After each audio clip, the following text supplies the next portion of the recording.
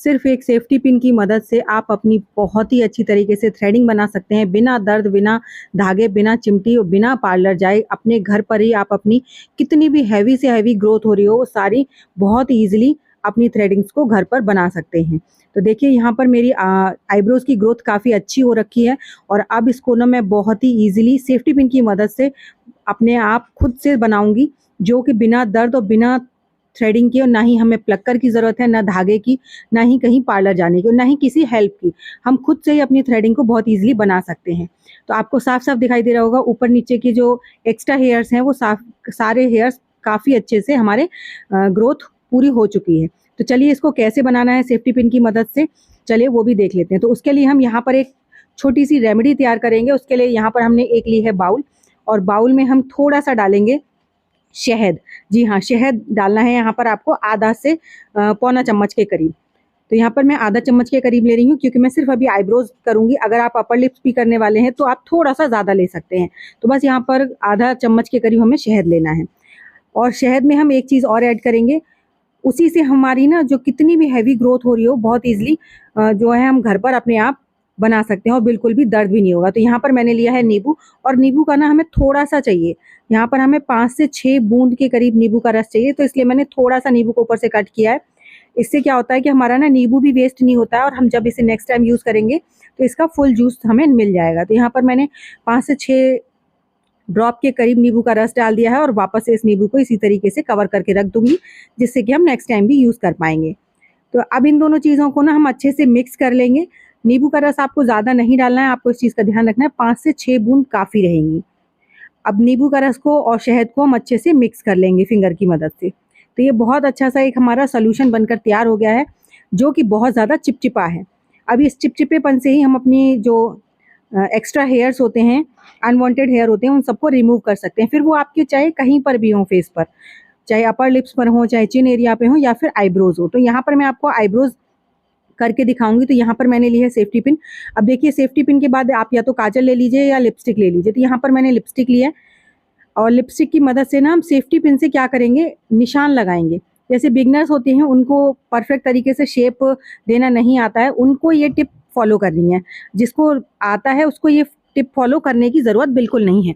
तो यहाँ पर मैं तो बिना निशान लगाए अपनी आईब्रोज़ सेट कर लेती हूँ, लेकिन आप लोगों के साथ वीडियो शेयर करनी थी। जैसे कुछ लोगों को होता है कि बहुत डर लगता है कहीं एक्स्ट्रा बाल ना निकल जाएँ, तो पहले आप एकदम परफेक्ट तरीके से निशान लगा लीजिए, उसके बाद ही आप आगे का प्रोसेस जो है फॉलो कीजिएगा। तो देखिए जैसे मैं लगा रही हूँ वैसे ही आपको लगाना है, और लिपस्टिक की मदद से लगाइएगा। काजल की मदद से फिर आपको दिखाई नहीं देगा क्लियर, क्योंकि लिपस्टिक का कलर अलग होता है और काजल का कलर तो सेम होता है, तो फिर आपको समझ नहीं आएगा। तो यहाँ पर आपको लिपस्टिक की मदद से ही बस एक्स्ट्रा जहाँ पर भी हेयर्स हैं वहाँ पर आपको निशान लगा लेना है, और जिस भी तरीके की शेप आपको पसंद है, क्योंकि किसी किसी को राउंड पसंद होती है, किसी को थोड़ा-सा अपर उसमें पसंद होती है। तो यहाँ पर मैं अब अपनी आईब्रो सेट करने वाली हूँ, तो यहाँ पर मैं नहीं लगाऊँगी। मैंने सिर्फ़ आप लोगों को लगाकर दिखा दिया है, लेकिन मैं आपको बिना निशान लगाए ही अपनी आईब्रो सेट करके दिखा रही हूँ। तो यहाँ पर जो हमने सॉल्यूशन बनाकर तैयार किया था, उस सॉल्यूशन को हम लगाएँगे जहाँ पर भी हमारे एक्स्ट्रा हेयर्स हैं, और उँगली की मदद से लगाएँगे। एक्स्ट्रा जगह पर ही लगाना है, और अगर अदर पार्ट पे लग जाएगा ना तो भी कोई दिक्कत नहीं है। बस जब आप इसको हटाएँगे ना, उस समय पे आपको थोड़ा-सा ध्यान देने की ज़रूरत पड़ेगी। तो देखिए यहाँ पर मैं जितना भी हमारा लिक्विड है ना, इसको अच्छे से लगा लूँगी जहाँ-जहाँ पर मुझे अपने हेयर्स को रिमूव करना है, और बहुत ईज़िली लग जाता है और बहुत ईज़िली ही रिमूव हो जाता है। और बहुत पतली-पतली सी कोटिंग लगानी है आपको 1 से 2 बार। जैसे हल्का सा ड्राई हो जाए, फिर आप दूसरी बार भी इस पर एक कोटिंग और कर लीजिए। इससे क्या होगा, कितनी भी हैवी ग्रोथ हो हमारी, वो सारी रिमूव हो जाएगी। हमें बिल्कुल भी पेन भी नहीं होगा, क्योंकि हमने इसमें नींबू डाला है। इसीलिए अगर हमारे यहाँ पर नींबू लगाते हैं ना, तो वहाँ पर हमारे जितने भी एक्स्ट्रा हेयर्स होते हैं, उनकी रूट्स थोड़ा-सा कमज़ोर हो जाती हैं, और शहद की वजह से यहाँ पर चिपचिपाहट हो जाती है। आप देख सकते हैं मेरी ना उँगली पे चिपचिपाहट महसूस हो रही है। तो जैसे ही हल्का सा ड्राई हो जाएगा इसे, उसके बाद हम लेंगे टेप। यहाँ पर मैंने ली है डॉक्टर टेप। आप डॉक्टर टेप का इस्तेमाल कीजिएगा अगर आपकी हैवी ग्रोथ है तो। अगर हल्की-फुल्की है तो कोई भी टेप चल जाएगी, लेकिन अगर आपकी हैवी ग्रोथ जैसे मेरी हो रखी है पूरी, तो उस टाइम पर आपको नॉर्मल टेप से काम नहीं चलेगा। आपको लेनी है डॉक्टर टेप, और उसको इस तरीके से छोटे-छोटे टुकड़ों में कट करके, और जहाँ पर से भी आपके एक्स्ट्रा हेयर्स हैं वहाँ पर आपको इसे लगाना है। देखिए मैं बिना निशान के ना एकदम परफेक्ट तरीके से अपनी आईब्रोज़ बना लेती हूँ। तो अगर आपको बिल्कुल आइडिया नहीं है तो आप निशान ज़रूर लगा लीजिएगा। मैं आपके साथ पहले भी बता चुकी हूँ कि आपको निशान लगाने का तरीका ही बहुत सिंपल है।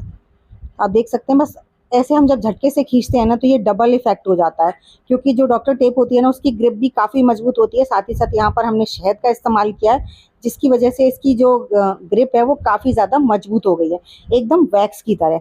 और हम जब इसको रिमूव करते हैं तो ये बहुत अच्छे से जितने भी हमारे एक्स्ट्रा हेयर्स होते हैं उनको सबको रिमूव करके ले आती है, और हमें बिल्कुल पेन का एहसास भी नहीं होता है। अगर आपकी स्किन ज़्यादा सेंसिटिव है तो आप थोड़ा-सा पहले ना इस पर बर्फ़ की सिकाई कर लीजिए, जिससे क्या होगा कि आपको यहाँ पर स्किन ना बिल्कुल सुन्न हो जाएगी। मैं अगर बर्फ़ की सिकाई कर लेती हूँ तो मेरी आइज़ पे ना स्वेलिंग आ जाती है, इसलिए मैं बर्फ़ को नहीं लगाती हूँ। मैं सिंपल तरीके से ही करती हूँ, जिससे कि मुझे ना बिल्कुल परेशानी नहीं होती, ना तो पेन होता है, ना ही रेडनेस होती है, ना ही इचिंग होती है। क्योंकि देखिए कई बार क्या होता है कि हमारी ना आईब्रोज़ की ग्रोथ पूरी हो रखी होती है, किसी भी कारण से, या तो घर में हमें टाइम नहीं मिलता है या छोटे बच्चे हैं तो हम लोग पार्लर नहीं जा पाते हैं, जिसकी वजह से हमारी आईब्रोज़ वगैरह बिल्कुल सेट नहीं हो पाती हैं, और हमें लगता है कि काश कोई हमारी हेल्प कर दे तो हमारी आईब्रोज़ हो जाएँ। तो उसके लिए आपको किसी की हेल्प की ज़रूरत नहीं है, आप खुद से अपनी आईब्रोज़ को सेट कर सकते हैं बिना किसी की परेशानी के, ना कोई झंझट, ना कोई समस्या, और ना ही आपको पार्लर जाने की ज़रूरत है। क्योंकि सिर्फ़ और सिर्फ़ थ्रेडिंग के लिए ना पार्लर जाना मुझे एकदम पैसा और टाइम दोनों ही चीज़ें वेस्ट लगती हैं। और यही एक काम ऐसा होता है कि जो हम अदर मतलब चाहते हैं कि कोई अदर पर्सन कर दे। तो अगर आप उसे खुद से कर लेंगे तो आपको बिल्कुल परेशानी नहीं होगी। अगर आपको धागे से करना आता है, अगर नहीं आता है तो आप मुझे बता सकते हैं, मैं धागे से भी बता सकती हूँ कि आप खुद से कैसे अपनी मतलब थ्रेडिंग्स को सेट कर सकते हैं, वो भी सिर्फ़ धागे से, बिना किसी की हेल्प के।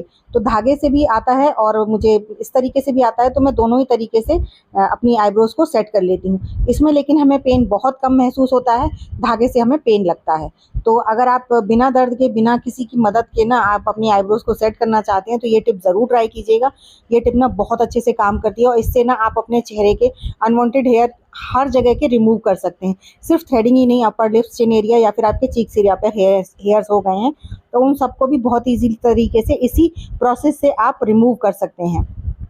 तो बस आपको जब टेप को चिपकाना है तो उस समय पर आपको ध्यान रखना है, और नीचे से जब आप टेप को चिपकाएँ ना तो अपने ना आईलैशेज़ के ऊपर हाथ ज़रूर रख लीजिएगा, क्योंकि बहुत स्ट्रिक्ट तरीके से खिंचाव पड़ता है वहाँ पर। तो अगर आप नहीं करेंगे ना तो बाल भी आपके रिमूव होंगे, लेकिन साथ ही साथ स्किन में खिंचाव महसूस होगा, तो आपकी स्किन लूज़ हो जाएगी। तो आप चाहते हैं अगर आपकी स्किन यहाँ की ना लूज़ ना हो, क्योंकि आँखों की स्किन जो होती है ना वो बहुत जल्दी लूज़ हो जाती है। तो वहाँ पर जब भी आप टेप को खींचें तो उस समय पर अपने आईलैशेज़ पर थोड़ी-सी फिंगर्स ज़रूर लगा लीजिए, जिससे कि आपकी स्किन वहाँ से लूज़ नहीं होगी। तो देख सकते हैं ऑलमोस्ट हमारी आईब्रोज़ पूरी सेट हो गई हैं। अब मैं यहाँ पर थोड़ी-सी गीली कॉटन की मदद से ना अपने यहाँ पर जो हमने चिपचिपा लगाया था, शहद लगाया था, उसको रिमूव करके आपको दिखा रही हूँ, और हमारी आईब्रोज़ कितने एकदम परफेक्ट तरीके से शेप में आ चुकी हैं।